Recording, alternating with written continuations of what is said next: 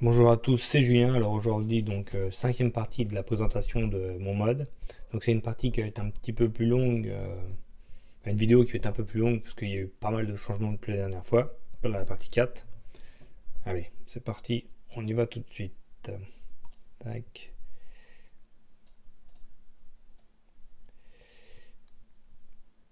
Et voilà, donc là c'est à peu près où je vous avais laissé la dernière fois.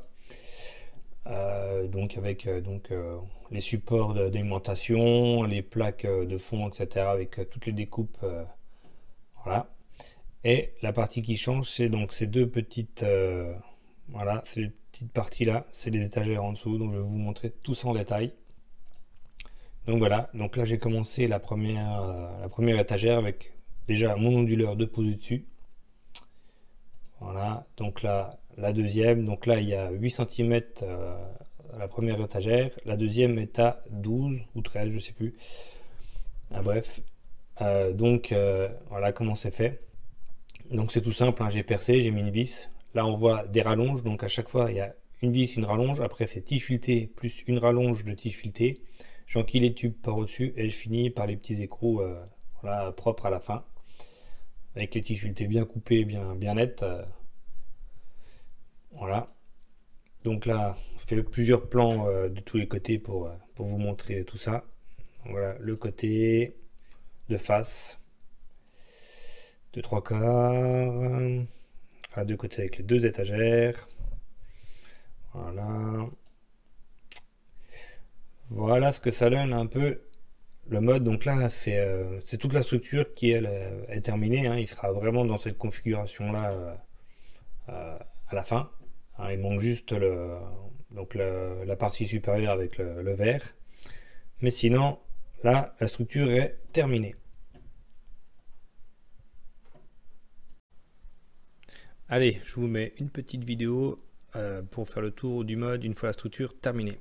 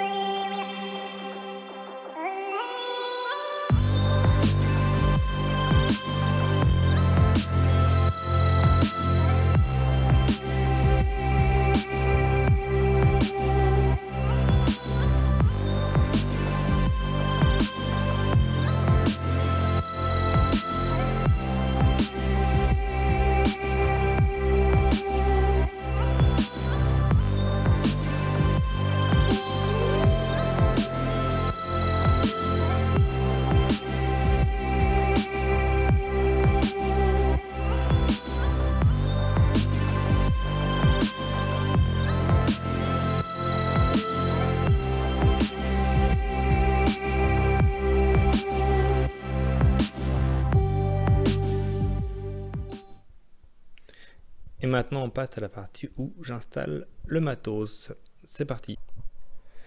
Donc voilà, donc là je vais commencer donc à installer le matos. Donc là mes deux SSD pour la partie gaming, donc c'est deux SSD de 240 Go de chez KFA2. Là un seul SSD de 120 Go pour la partie bureautique.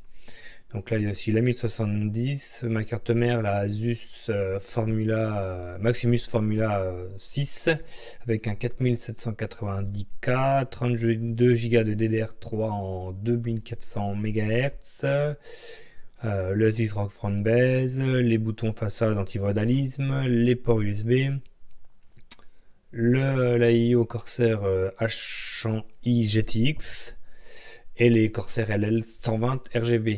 Ça c'est mon alim de 1000 watts aussi ici, plus là c'est une 400 watts de récup que j'avais pour la partie bureautique. Voilà ce qui est installé donc dans le mode. Donc là bon, on voit un peu la pléthore de câbles qu'il y a à l'intérieur. Alors certains me diront le câble management il est pourri.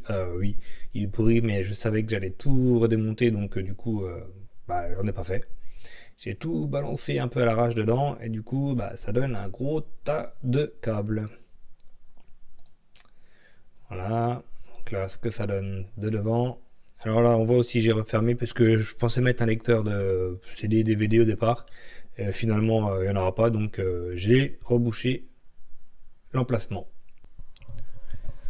Voilà, donc, et la dernière photo, donc voilà, le mode bureau avec la partie supérieure et le verre mis dessus. Donc voilà, c'est à peu près ce que ça va donner au final.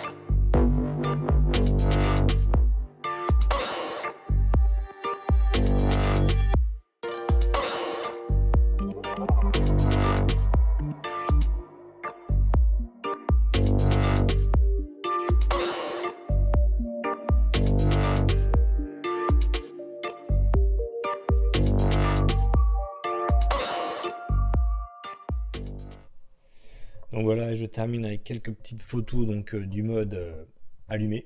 Donc là, avec l'écran de gauche allumé sur la partie bureautique et les deux autres sur la partie gaming.